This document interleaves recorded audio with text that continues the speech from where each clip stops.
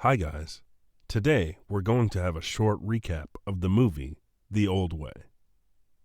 Our movie begins with a man about to be executed for his crimes in the town. Also, our man Briggs is there. James, the son of the man who was about to be executed at that time, is also there. Just as the man is about to be executed, his brother and several other men attempt to save him. During this solid confrontation, our man Briggs watches the scene with extreme cold blood. The moment he realizes that the guns are about to return to him, he takes down each one of them with the same cold blood. After that, he goes to the man who's dying, takes all the money in his pocket, and tells him that he owes him more. After receiving the money he is owed from inside, he prepares to ride his horse. He tries to pull a gun on Briggs and immediately collapses in front of his son. Briggs scrutinizes James for a few seconds, then mounts his horse and sets off with the same cold blood. 20 years later, we see that Briggs is married and has an 8-year-old daughter named Brooke. Briggs takes his daughter into town at his wife's request. Later, we learn that Briggs is now a shop owner. While they are at the shop, several men come to Briggs' wife and ask her for the way to town, and after a short stretch, however strong she is, they eventually catch her. The man the others call boss says his name is James. The woman tells them no matter what they do, they awaken the devil. When Briggs returns home with his daughter Brooke, he notices the sheriff and a few bouncers standing at the door of the house. The sheriff recognizes Briggs and can't believe his eyes. Afterward, no matter how blunt the sheriff tries, Briggs learns that his wife has been murdered. Briggs buries his wife without accepting anyone's help.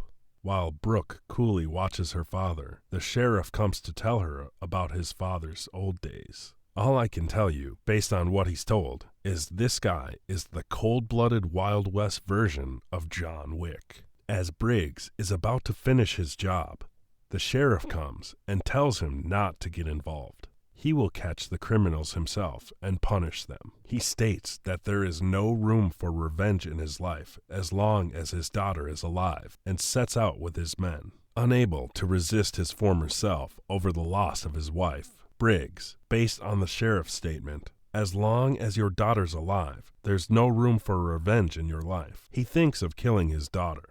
Brooke realizes what her father is about to do, and, again, in cold blood, she says that her mother won't like it. Briggs goes down and comes up again. He throws pants and shirts at Brooke and tells her to get ready. Looks like we'll be watching how father and daughter pursue vengeance. Briggs and Brooke continue on their way with Briggs' cold-blooded and wise rest. While the sheriff and his men follow the criminals ahead, Sheriff says, "I cried more than the daughter of the dead woman." Just then, they are ambushed at the end of a skirmish with 3 remaining members of the sheriff's group.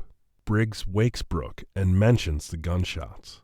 They see one of the sheriff's men going to call for help. To get his horse, they trap the man with Brooke's strange cry act. They go to the sheriff with the man and take him hostage to get information. No matter how much he insists, he finally tells them where they might be and who they are, whereupon Briggs and his daughter set off again. Meanwhile, we see that James and his men have found a large stash of money. James convinces his men that they should not attract attention by spending so much money because they have just been released from prison, and head to the town they were planning to go to wait for Briggs to arrive. Meanwhile, we witness the conversations of Briggs and Brooke as they stop to rest at night. Briggs began to talk about his past after Brooke's questions. He said he always knew he was different as a kid, and his mother told him he never cried or laughed when he was a baby. He said he started to imitate other children by watching how they cry and have fun, and he was very good at it. We understand that our man learned as a child that in order for people to accept him, he had to act like them. Briggs mentions an incident years later. Briggs had to kill a man's friends. The man was after him to take revenge. The man caught Briggs in the bathhouse. When Briggs was in the tub, his gun was with his clothes. But still, it was the man who was shaking. Briggs got out of the tub, walked slowly and calmly to the man, and killed him with his gun. After he finishes talking about not knowing what fear is, he starts talking to Brooke about how her mother changed him. Briggs tells Brooke that he was afraid the first time he saw her mother, that he wouldn't be able to make her his wife,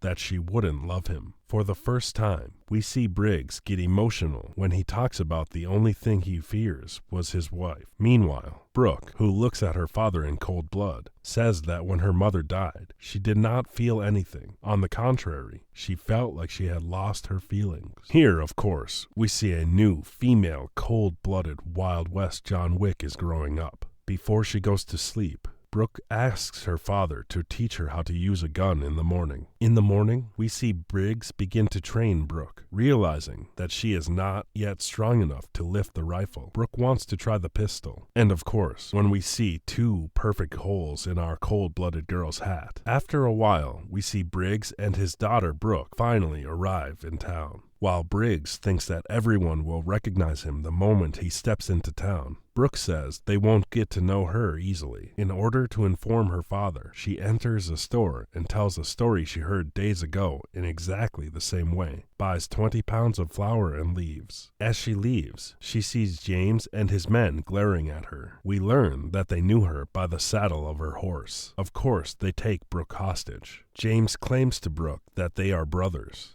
Of course they are not, but James says that Briggs killed his father and turned him into another human being. We see that James has already lost his mind. When James realizes how cold-blooded Brooke is, he tries to find her weakness. Of course, we cannot expect such a thing from her father's daughter. Meanwhile, Briggs sees that his daughter has been late enough and heads for town. James, in front of Brooke, exchanges the money he should have wrinkled with his men for fakes. And our man finally enters the stage. One of James' men notices him and tries to take a position, but of course it won't hurt Briggs. Briggs tries to make his way towards his daughter, killing anyone who gets in his way. Finally, we see James go out with his man and Brooke. James invites Briggs out and offers to do it the old way. James says that if he shoots him, his daughter will be killed instantly by this man, and if he does nothing, he will shoot Briggs. Briggs tells his daughter that he has taken everything he can in life and has nothing more to see. He shoots the man pointing a gun at Brooke,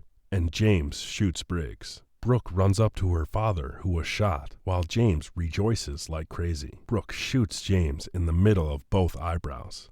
After a while, we see that Brooke is still staying there with her father. Sheriff comes and tells her there is no punishment, stating that it is impossible for her to be prosecuted because she is already a child. After Brooke learns that her father will be recognized as a hero, she asks the barmaid to fetch James' bag. So, we have come to the end of our movie. I ask the gentleman with mega memory, who remembered what's in the bag, to like and subscribe.